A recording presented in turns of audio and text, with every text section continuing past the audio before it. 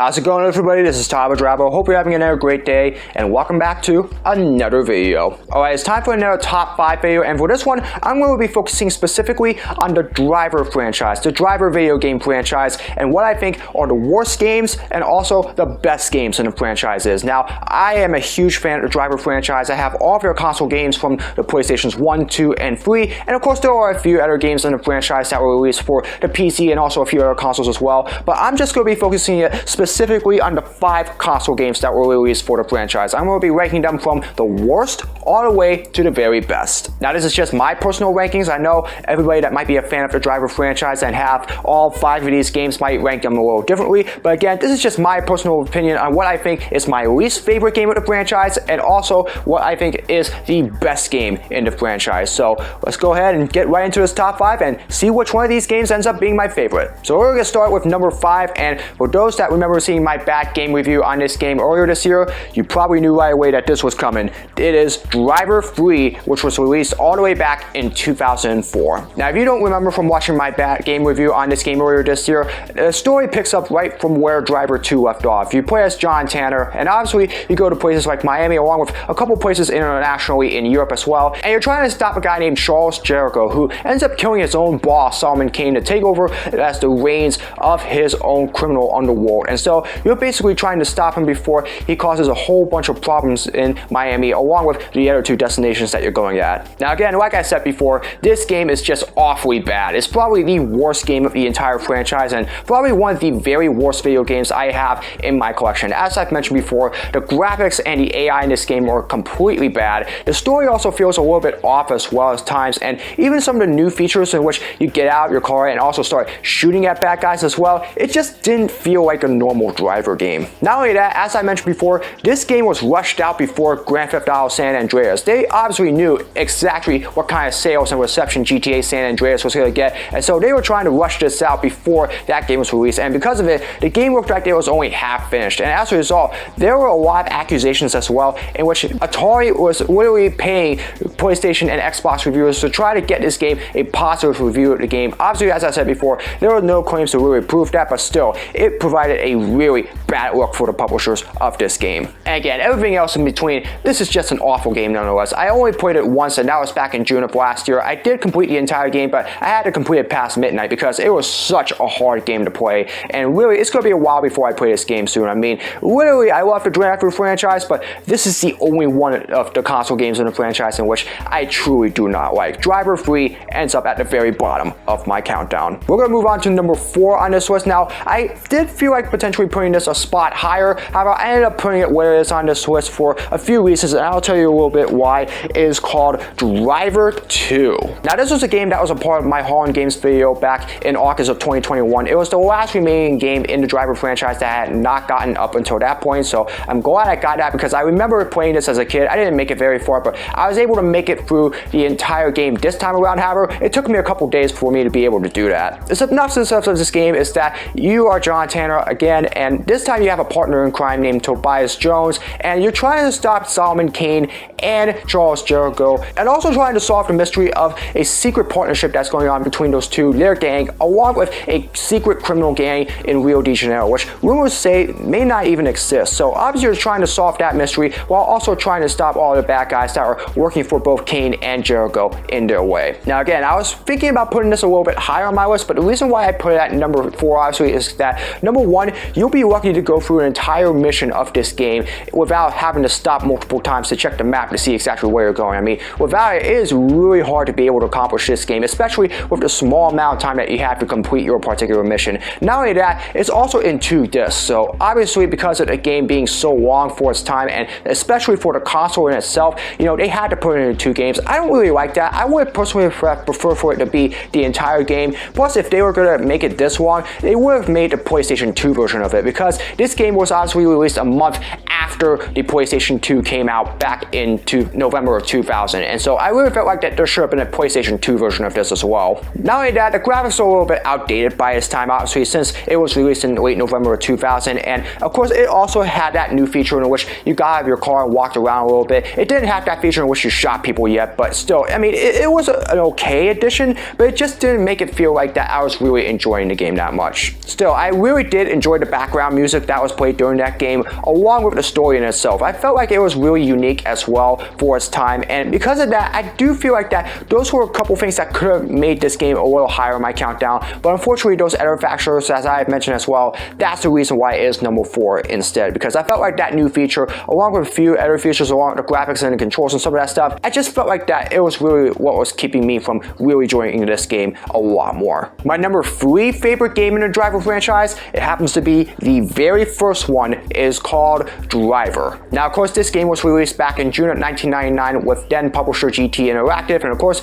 this was the game that really brought the Driver franchise onto the map. It really brought in a new era of car chase video games, and really this was the game that made the franchise popular in a way. Obviously you're trying to stop a criminal underworld whose mission at the very end of it is to try to assassinate the President of the United States, and you go to 4 different places. You start in Miami before going to San Francisco, Los Angeles, and ultimately ending up in New York City. And there is actually a really unique feature in this, is that in this game you get to do this in like 2 separate ways. You know, it's not entirely a linear game. In fact, you actually get to choose your missions in this game. You know, you get to decide to do one mission and you get to do it in another mission as well. And in fact, it also produces whatever avenue you end up 2 very different endings in this game as well. So I do kind of like that feature. I definitely feel like that it made the story a lot more interesting, especially seeing where the plot ends up going. At the same time though, it was the very first game in the Driver franchise, so obviously there were still going to be a few bugs that had to be worked out. And for example, you know, the AI, it definitely could have been a little bit better, especially in the cutscenes, because it definitely didn't look that inspiring whatsoever. And like I said before, sometimes you're lucky to get through the entire mission without having to stop a few times just to see where you're going on the map. Not only that, you know, it sometimes feels a little hard to be able to complete a mission when there's a whole bunch of traffic that's going on, and also the fact that you have a short amount of time to be able to do it, and especially during the ladder missions when it gets really hard. By the way, it was definitely good for its time. The Driver franchise got a start as a result of this game, and although it didn't find too much success afterwards,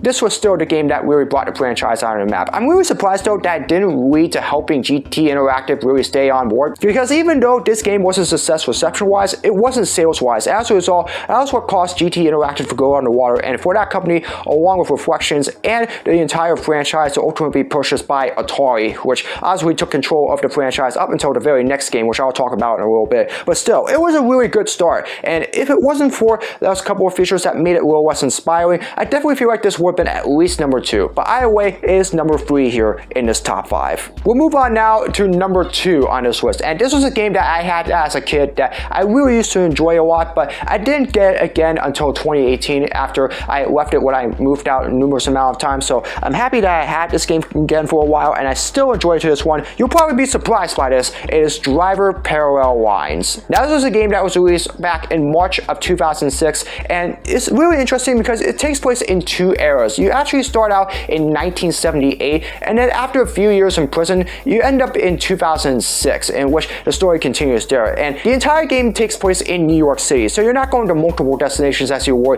in the previous 3 Driver games. Not only that, it's also a complete spin-off to all the other Driver games. You play as a wheelman named TK, in which you join a group of people just to earn some money through, you know, so winning certain races and also doing certain jobs. However, you end up being framed for a murder that takes place during that time, and as a result, you end up in prison for 28 years. And so when you get out of there, your goal is to seek revenge on those exact people, leading all the way to the soon-to-be chief of police of New York City, trying to put a stop to all the things that happen between now and then, and ultimately get your revenge on what happened in 1978. Now, of course, it does have those 2 unpopular features in which you get out of your car and also shoot at other people, but the reason why I really like this game is because it's centered in New York City, perhaps the most popular city in all of America. So it really brings a really good feel, especially since it takes place in 2 eras, in which you take place in that hip era in 1978 and 4 going into the modern era in 2006. So this really definitely makes that game unique in a way. Not only that, the cars are very unique as well, especially since,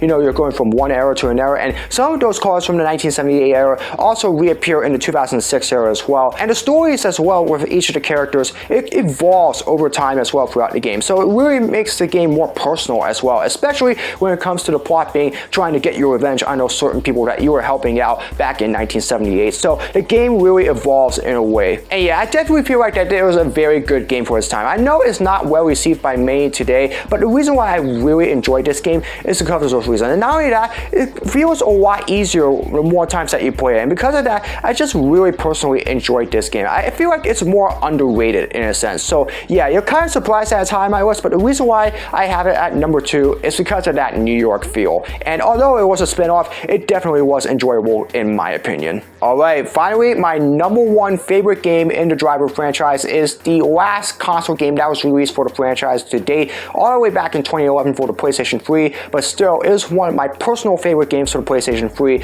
I really enjoyed this game. It is my all-time favorite game in the Driver franchise. It is Driver San Francisco. This game picks up where Driver 3 left off, where Charles Jericho and John Tanner had shot each other and were basically near death at the end of the game, but not only do they both survive, but Charles Jericho ends up in prison as well. However, he ends up escaping, so Tanner and Tobias Jones have to really go after Jericho again. However, you end up being knocked unconscious as a result of an accident that was caused by Jericho, and here's where the story gets interesting. You get to go in the mind of John Tanner while he's in a coma, and as a result, you get to really float around, go into certain people's cars, take over their bodies, and try to complete not only certain missions, but also have a little bit of fun as well. Complete a bunch of side missions as well, all the way up to the very end of the game, in which you ultimately stop Charles Jericho and save the city of San Francisco from certain destruction. Getting this game taking place in San Francisco, I really feel like it was a lot of fun. It makes it feel like, as I mentioned before, Driver Parallel Lines, where it takes place in one city in New York City. But obviously, not only that, the story as well is very funny at times as well. There's a lot of humor that really goes on in this game, you know, a lot of jokes as well. And because of that, this is really the one Driver game where it really feels like it's more of a comedy than it is an actual video game. But I really like that. I definitely feel like that it brings a more lighter side from most of the characters, especially with John Tanner. Not only that, the option to float around as well, to go into certain people's cars as well, I really enjoyed that, because you know, there may be a car that you may not like that you decide that you want to float out of and go into another one that is more of your personal preference. It really is a good feature. It really does a good job of replacing that old feature that was in the previous free Driver games, in which you had to get out of your car to go to a certain car. Not only that, you know, the manufacturers for the first time are actually real manufacturers, so it makes this game a plus. But the reason why I felt like that this game was at the very top of my list is because it felt like the return of the old school Driver. It wasn't like those previous free Drivers in which you really had to physically get out and also shoot around as well. It really felt like the old Driver that was back in 1999, you know.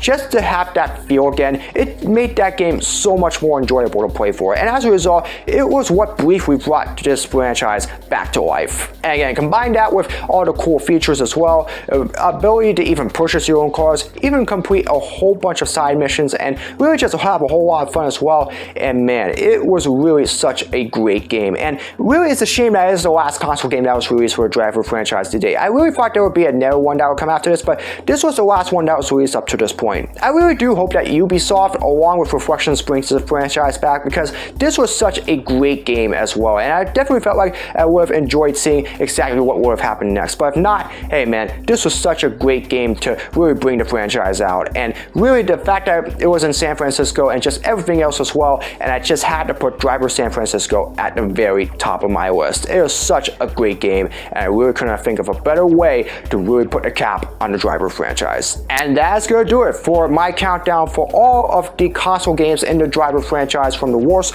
all the way to the very best. Again, this is just my personal opinion. You know, Driver 3 absolutely sucked, while games like Driver Parallel Lines and San Francisco were very enjoyable in my opinion. So I'd like to hear from you. What do you think? What do you think is your favorite game out of all the console games in the Driver franchise? And more importantly, as I really would like to do something like this more often, what video game franchise and its games would you like for me to do a top 5 on next? What is the worst all the way through the very best? Feel free to let me know down in the comments below. I'll take a look at those games that I have for the franchise in my collection, and maybe I'll do a top 5 on them at some point. Anyways, that's gonna do it for this video. I hope you all enjoyed it. As always, if you'd like to see more of my content, be sure to subscribe and hit the notification bell so you know when my latest video is released. Comment below for future suggestions for all my videos, whether it's blogs, projects, or challenges, you name it, leave it in the comments below and I'll do my best to make them. As always, follow me on my social media, all the links are in the description below. That's gonna do it for this video. I hope you're having another great day. As always, hope to see you all again in another video very soon. So long, everybody.